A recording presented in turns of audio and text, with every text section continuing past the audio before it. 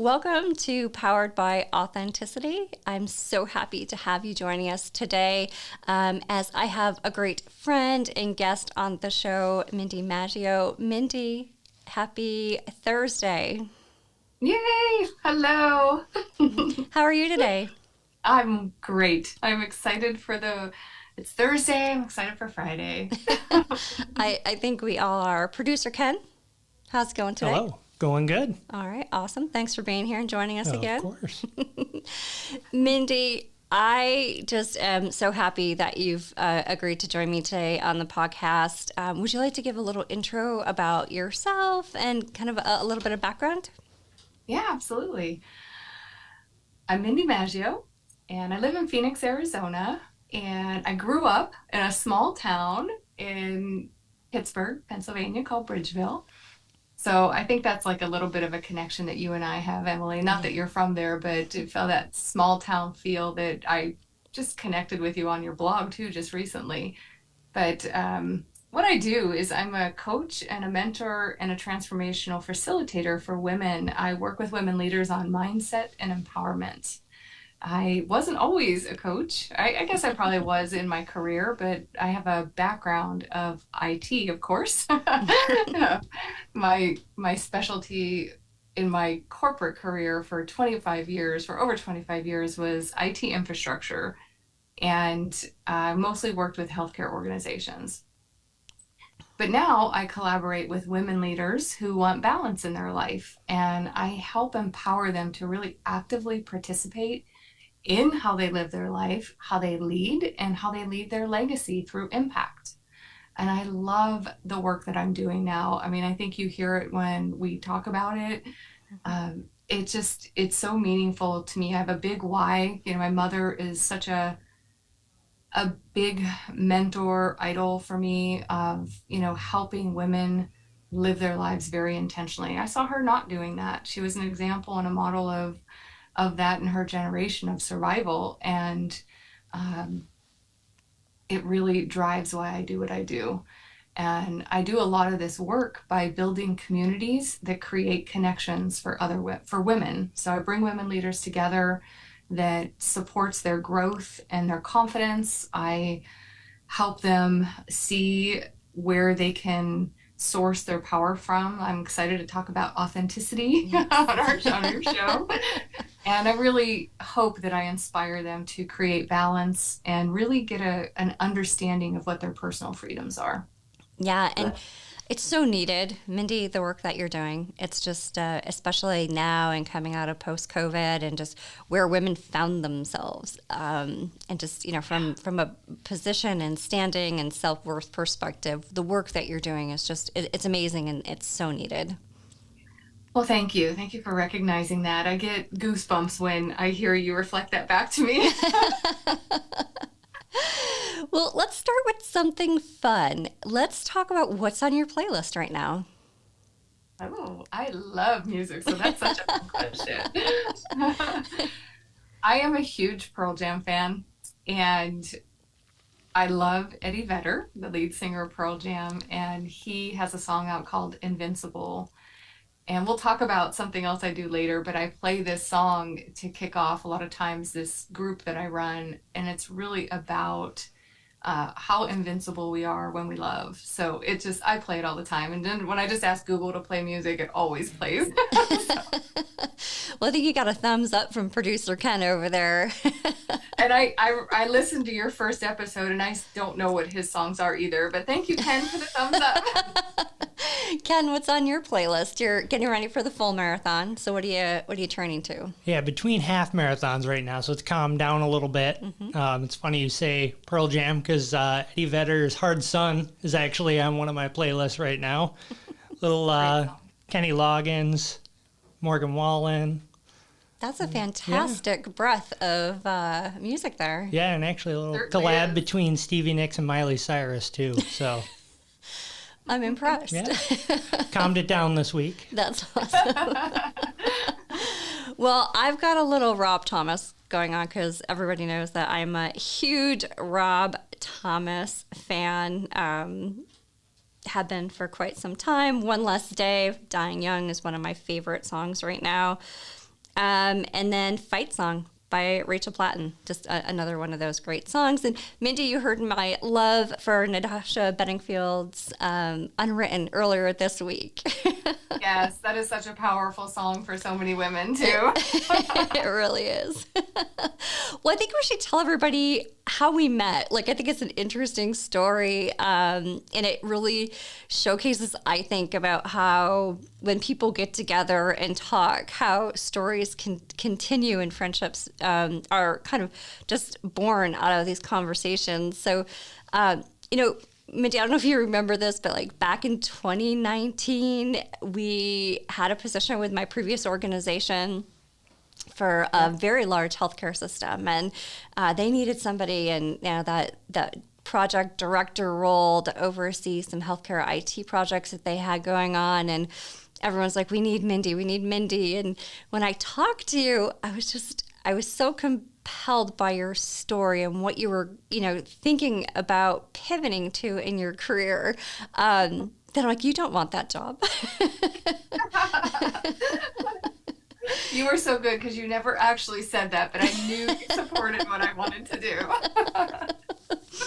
Yeah, so I mean, it was just you were making the transition over to coaching full time, right? And it just your passion resonated and came through on that conversation. It just was infectious and amazing to hear, how just I think impassioned and empowered that you felt that was the right direction that you should pivot to.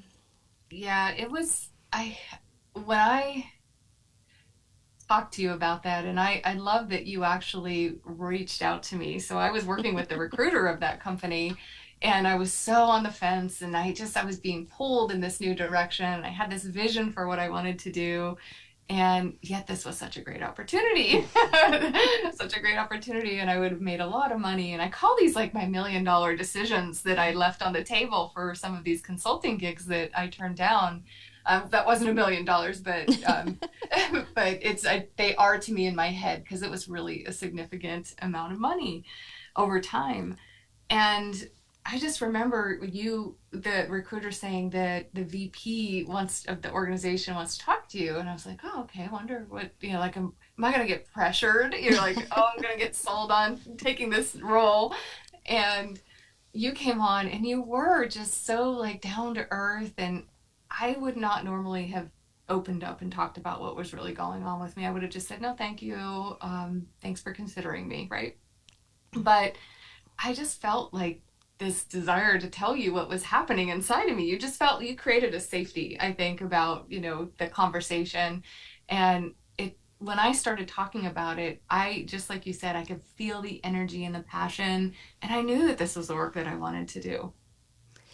Yeah, and I think the point there that is that we should make it a safe space for people to come to and have a conversation, right? I mean, outside of just a job, right. People should be, authentic in their conversations. If you would have taken that position, yeah, you would have made some money, but would you have been happy?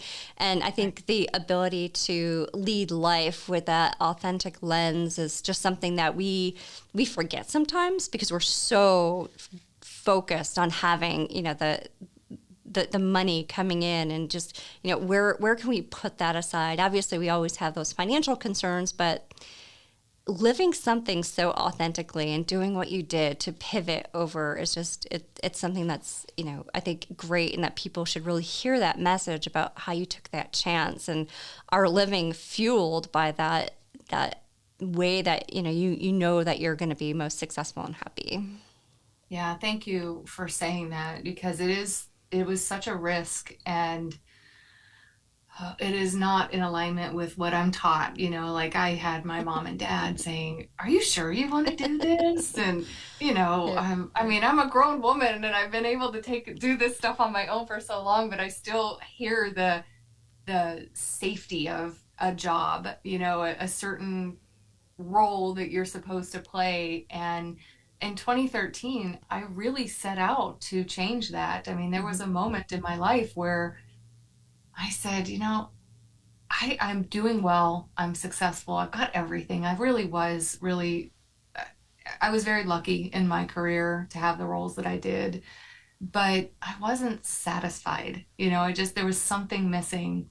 And I just wanted to connect with like what really this life was about and live in that peace and ease. Like it was my North Star. I want peace and ease in every day of my life, and I wasn't getting that. So I was constantly questioning my decisions, and that conversation was such a big conversation with you.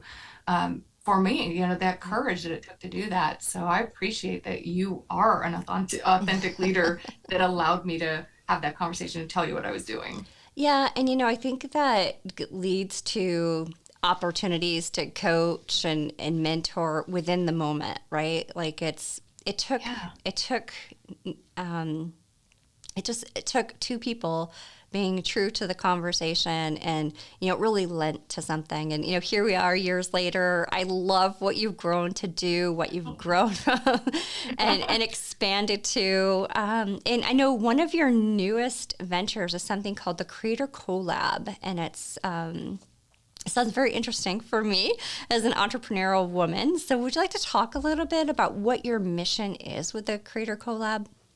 Yeah, my mission. So I started this earlier this year with a business partner that I met through another facilitation coaching program that we were both participating in.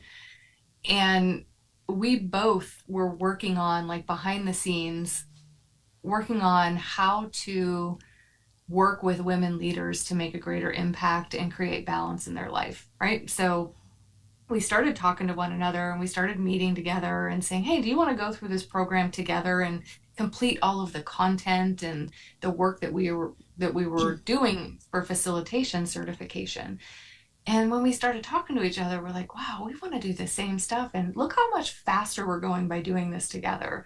And then we said, what if we built a community around this for other women that are in the same space, where there's coaches and facilitators and other change makers who are really in that first phase of their business? Like, and I'm in my third year of my business, yet I wasn't growing my business the way that I envisioned it. Mhm. And it is hard to do alone. It was very hard for me to do alone. It took me a long time to admit that, that I could do everything myself, right? And you're supposed to have that, you can do this yourself. You're a Yeah. strong, independent woman.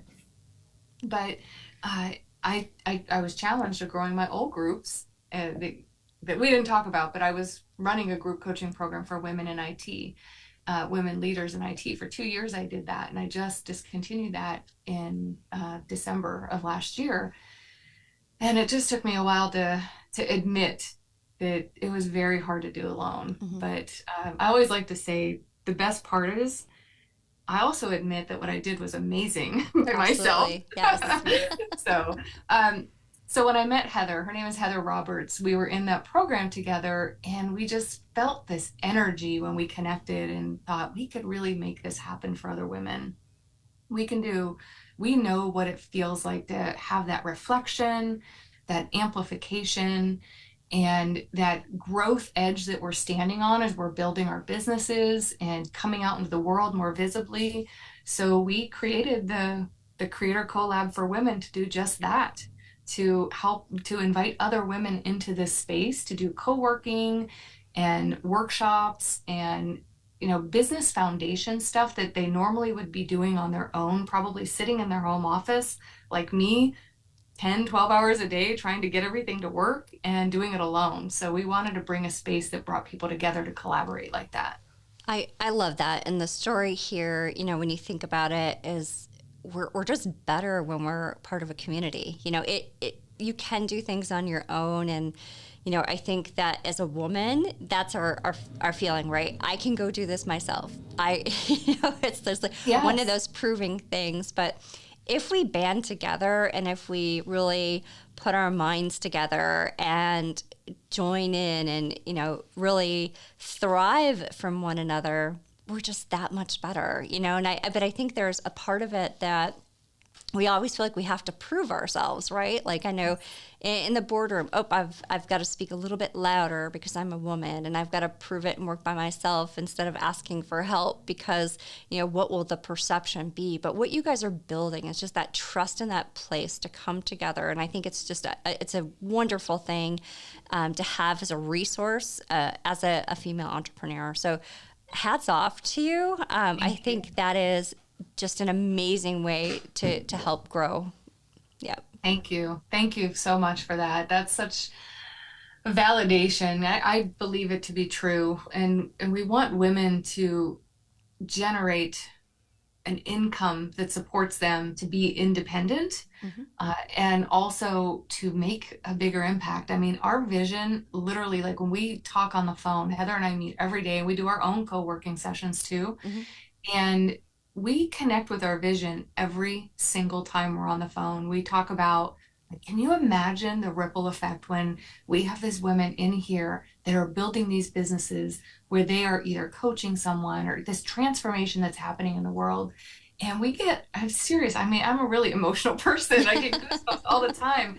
We just think of the ripple effect that it's going to have in the world, and what a better place the world is going to be. Yeah, and I think it's really important and I'd be curious to see if you're doing this. So as these women progress and their businesses grow, the outward communication that can happen to younger females and those mentoring opportunities that you're inherently growing through the creation and the success of this collab. So not only I think are you building women up right now, but to your point, there's that whole trickle effect where younger women can come in and learn and be able to thrive and have reach up opportunities because these other women have made it possible for themselves to make that available. Yeah, modeling is such a significant part of what we believe in. So saying that it is so powerful that you don't have to subscribe to that same way of life that we did before. And there are different opportunities. I also do something else. I don't know that we ever talked about this, but I am also a mentor for young women here at a local university called Grand Canyon University. I'm part of a team of co-facilitators that facilitates a program for the honors students, some of the women leaders in the honors program, and it's called a Young Athena program, and it's based on the book Becoming Athena. And the woman talks about 8 leadership principles for women, and you're going to love the first principle. It's called Live Authentically. And it's a 10-week program that we do, and it truly is about modeling what we're talking about, that there are ways to intentionally live your life and choose how you want to live. And it is the best thing. Another principle in it is called give back, and that is my give back. That's how I help the community, by modeling this behavior for women. I love that. No, I wasn't really aware that you did that. I had seen on LinkedIn recently that you were, I believe, did you participate in an event? Yeah. It was the honors banquet, and our organization, we won an award we shared with 2 other winners, innovation through collaboration. So that was a great honor. That's amazing. I love that you do that. I think that's a great point. Even in smaller communities, there tends to be, community colleges, or I know things like Zonta Club and some of the other opportunities that are out there for people to get involved to help create those mentoring opportunities. So I just love that you're doing that in your community, Mindy. That's just amazing. Thank you. That's great. So along with creating the collab, you've also found time to help with a book, collaborating on women transforming the landscape of science and tech. I happen to love the chapter title that you have, Chasing Storms. I love that. Tell us a little bit about the book. Oh, that was my visibility and vulnerability exercise that I did. Yes, I was so honored to be invited to participate in this collaboration. The women in the group, the other authors, I am blown away by the things that they're doing in this world. And it Yeah. is a global community of women. I'm meeting cybersecurity women, I'm meeting different coaches, aviation people, That's amazing. just all over the place, and just different bioengineering. And I was challenged. I had never thought I'd write anything before, and I loved really getting my words down on paper. And it really took me some time to figure out really what I wanted to focus on. You realize how many stories you have. It took me a long time. This is when when Kathy invited me to do this book. I said, I'm not a storyteller. I don't know how to tell stories. And she said, well, it's time people start hearing your story. And then I realized what was really going on. I wasn't valuing my own stories. If you can believe that, this is just Yeah. last year. I didn't put a lot of value in my own story. And she says, well, women need to hear, and especially young women in STEM Yeah. would love to hear your story. And that's why we're putting this book together, because we are seeing a decline. And she really wants the woman that curated is Kathy Durskin, and she was challenged a lot in her career in a very male dominated environment, and wanted to do something to give back and make a change. So that's what she did, is pulled us together to do this. So it was such an honor. Yeah, and I think, the problem is we are seeing the continued trajectory downward for women who are Yeah. trying to join STEM. And, I think the problem is you get 1 year in and you're faced with all of these challenges as a young woman in a technical career. And how do you know if that's natural? How do you know if that's, what other people have experienced, or is it just you? And there's always those fears that come up. So I think by having, the book available is amazing, and I think that mirrors really nicely and ties into all of the work that you're doing with CoLab and some of the other work that I know you're involved with. So, Yeah. hats off to you guys as a collaboration to tell your story, because I think it's so important for women to know I'm not alone. It's 2023, and it's worse than it was in 2020.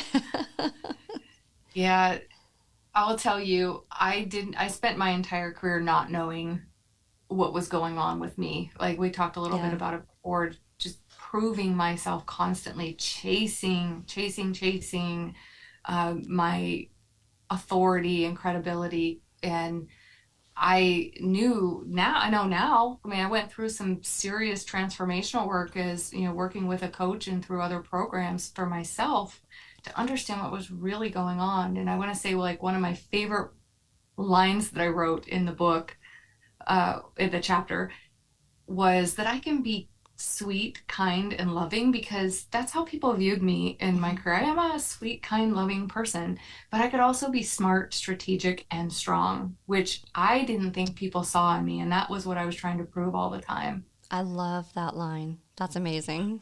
Yeah. Yeah, and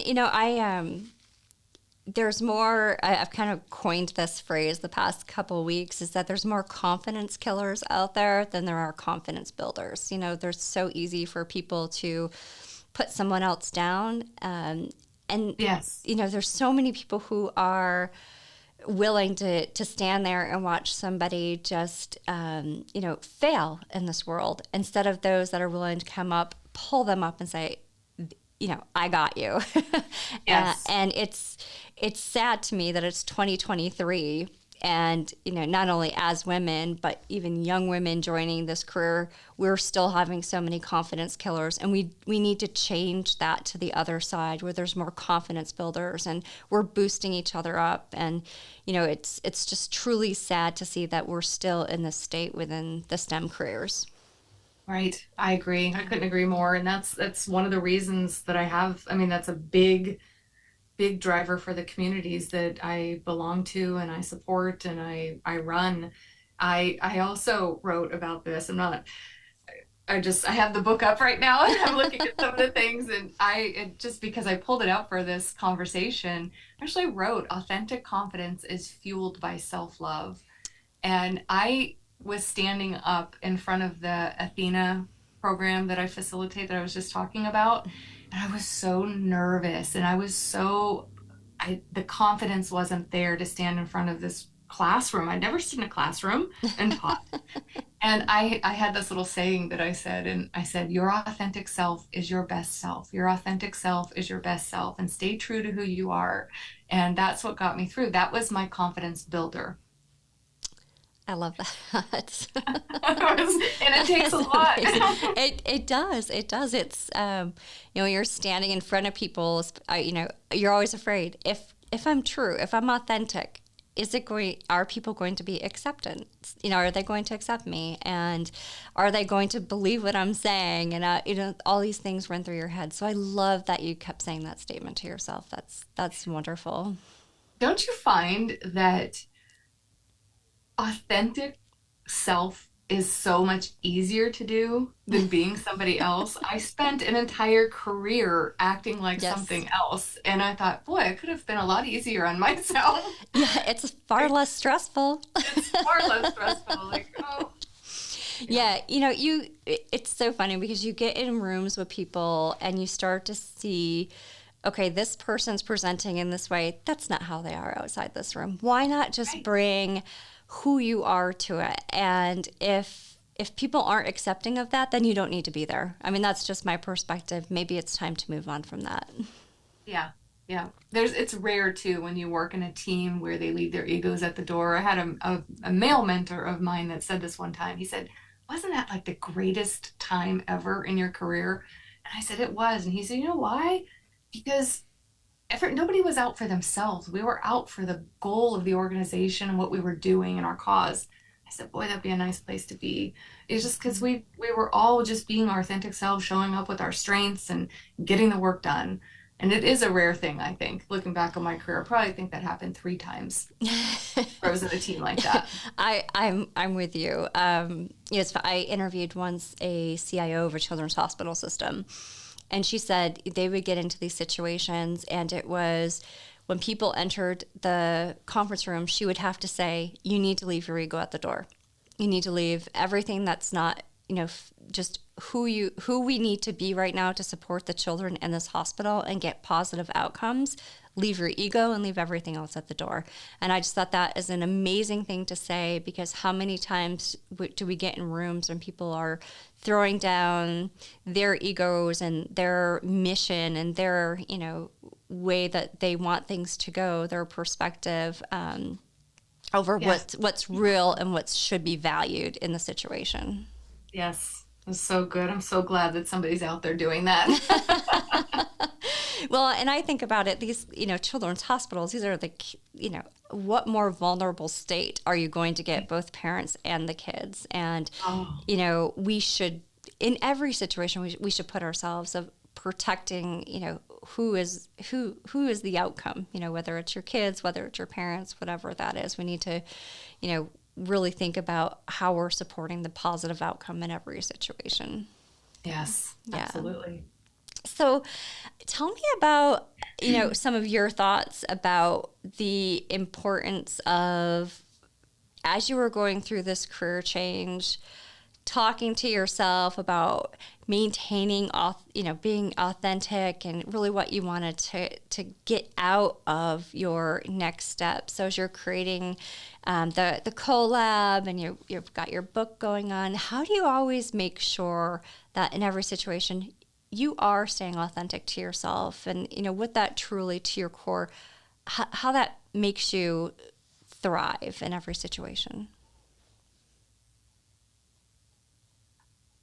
The word that comes to mind right away is resistance. I love it.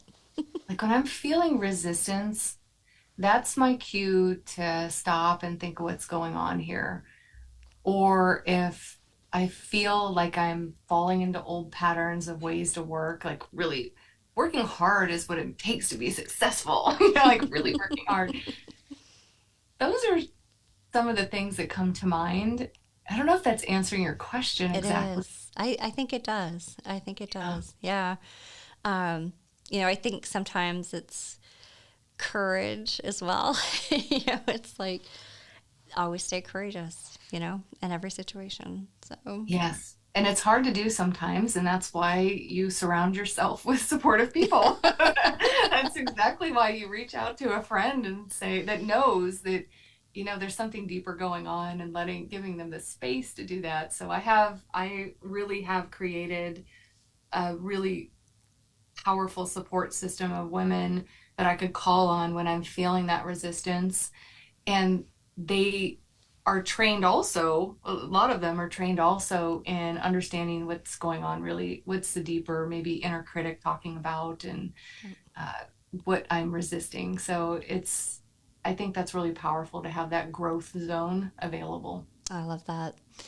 So, one other thing I just wanted to touch upon are different organizations. Obviously, you've got some great work here with the collab, but you know, I know Women in Tech has been a place for me, but this week I actually had the opportunity to participate in your Roar group.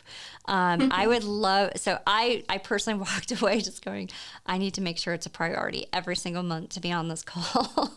Tell us about Roar.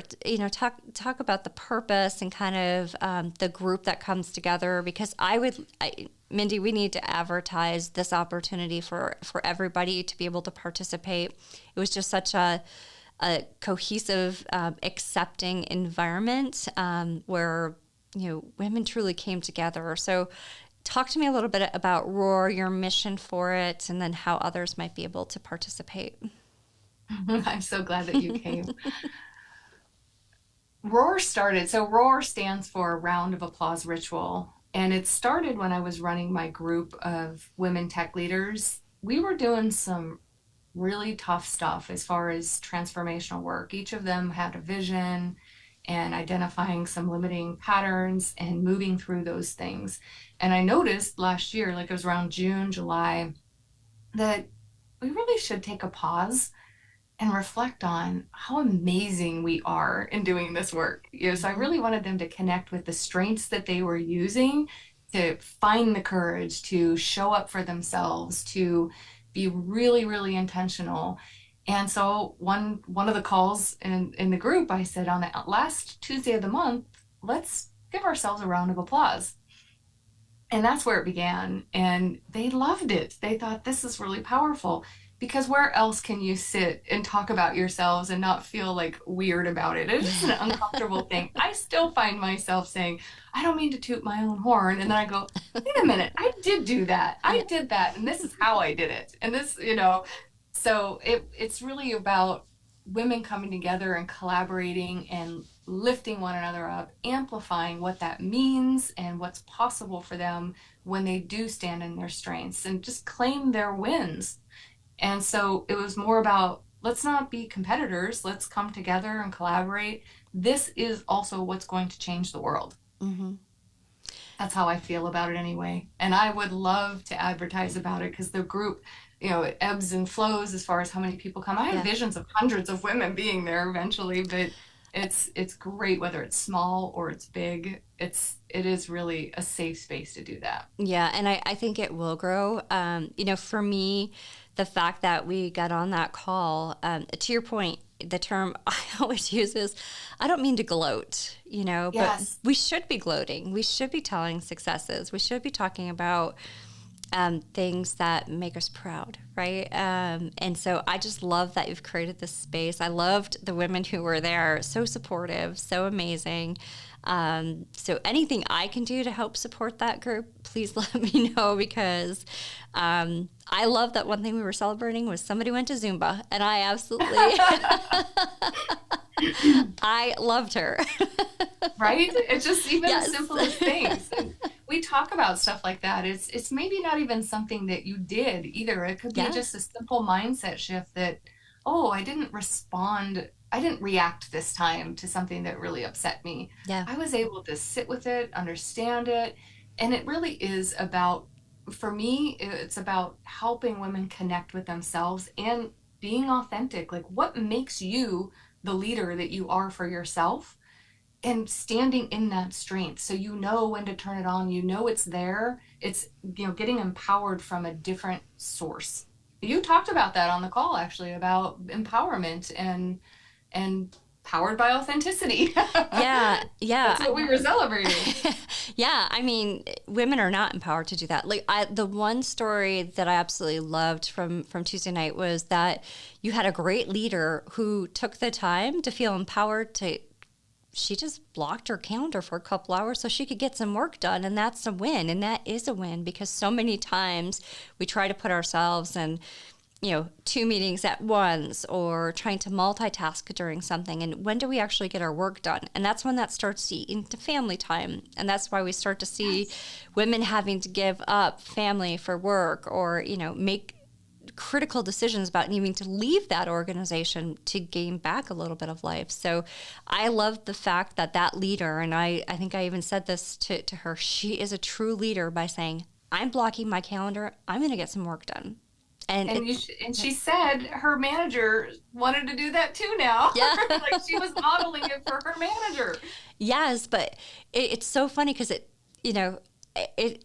the group of us were like, yes, that's amazing, right. And now that's going to dwindle down to the people who work for her and up, right? Sometimes we need to model behavior, ground floor working up. So those that work for her may not feel guilty any longer for taking a half an hour block to work on something. So the community that you brought there, the purpose of Roar was absolutely amazing. I think you're going to get too many people in the very near future, because it is just a spirited place. So I love it. Hats off to you for creating that space and that experience.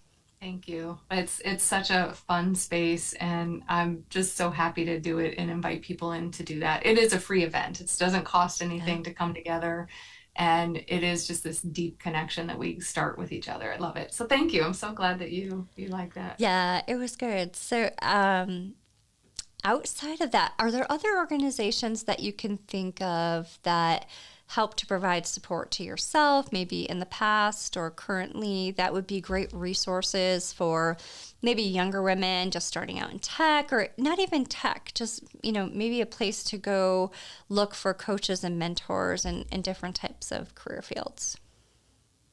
Well, I found my best growth was through the women-centered coaching program that I went through. Mm-hmm. And it is for coaches now. It used to be just for any woman, but the woman is called Feminine Power. And she changed it to the Institute for Women-Centered Coaching, Leadership, and Facilitation.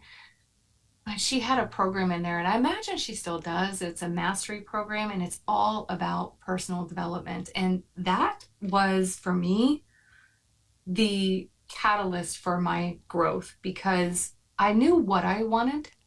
Like, I knew I wanted that peace and that ease and that flow in my life.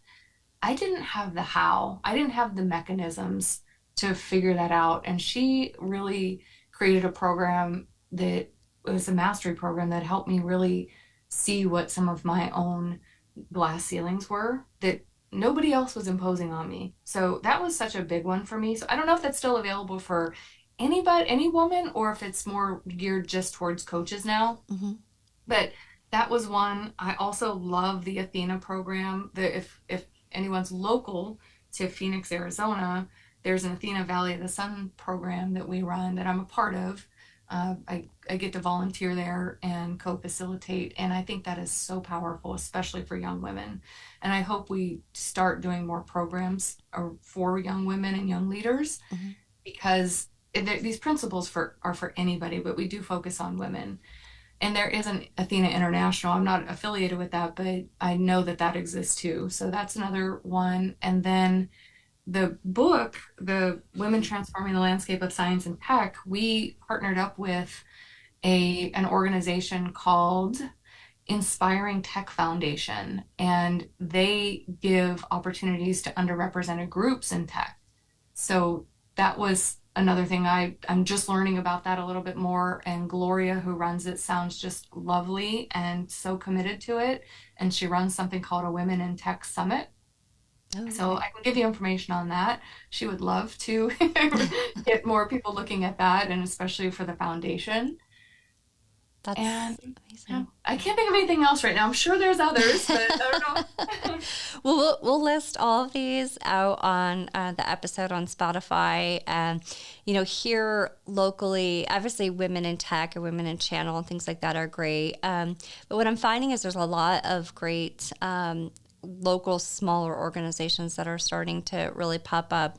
Tech Buffalo is a great organization that helps bring businesses and recently graduated college students together to help partner with somebody in the community. So I know I'm going to go work with a couple of women who just graduated with their degrees in data science. So I'm looking forward to those conversations. And then we have another one, Say Yes Buffalo, which is helping kids who are still in high school actually even participate in like mock interviews so they know what to expect and talk about careers in different areas, and then also helping to really get the message out in the community that maybe change our interview processes. If somebody can't afford to show up in a suit, maybe that's okay. Maybe take them to a coffee shop. Maybe more of some of the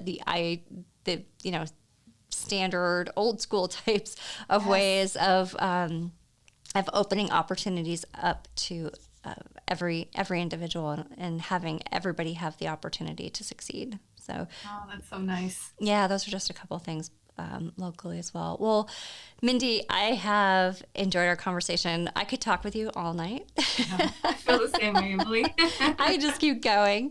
I would love one, if you wouldn't mind, just one more quick remind us of the title of your book and where we can find it to purchase. Okay, well, you can purchase it on Amazon. Awesome. It is called Women Transforming the Landscape of Science and Tech. And I am giving, I opened up a book giveaway. So there's a paperback book. So if anybody wants to go to my website, and I can put that in the show notes, and they can sign up to win a free copy as well. That's amazing. Thank you so much for doing that. Yeah. It is for your audience. I mean, it could be more appropriate. I know. It's just great. Well, again, thank you so much for being here. I appreciate your time. I also just want to do a quick shout out to GoArt here in Batavia, New York. GoArt.org. They gift us as a great piece of the community and just a wonderful sponsorship of being able to use their podcast room. So we're forever grateful for their support in our local community of being able to use GoArt's facilities to be able to record our podcast. So again, it's GoArt.org. Mindy, I'm sure I'll get to talk to you very soon, but I really appreciate you being here.